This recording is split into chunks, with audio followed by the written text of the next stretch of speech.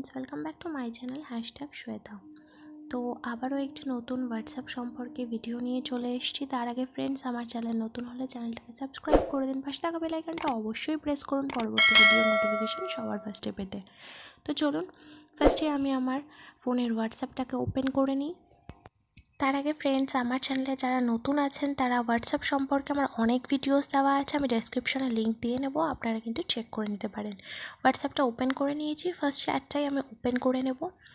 দেখুন এখানে এই যে মেসেজগুলো রয়েছে, এখানে কেউ আমাকে হাই বা হাই হাউ আর ইউ লিখেছে, আমার এটা খুব ভালো লেগেছে, বা সাডেনলি আমি এটাকে না কোনো সময় কাউকে প্রুফ দেখানোর জন্য দেখতে ইচ্ছে হতে পারে।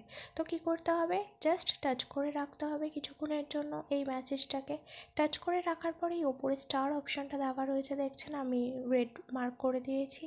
এই স্টারটাকে টাচ করে নিলেই কিন্তু আমার এই মেসেজটা স্টার্ট মেসেজে সেভ হয়ে গেল।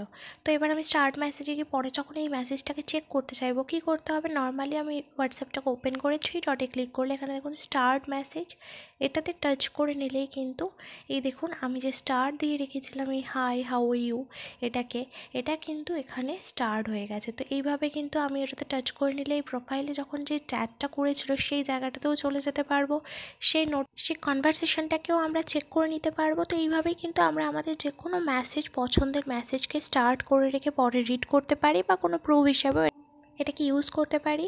আর ফ্রেন্ডস, পুরো ভিডিওটা ভালো লেগে থাকলে একটা লাইক করে দিন, বন্ধু বান্ধবীদের সঙ্গে শেয়ার করে দিন, আর আমাকে কমেন্ট করে জানাতে ভুলবেন না আমার ভিডিওগুলো আপনাদের সকলের কেমন লাগছে। পুরো ভিডিওটা দেখার জন্য অসংখ্য ধন্যবাদ।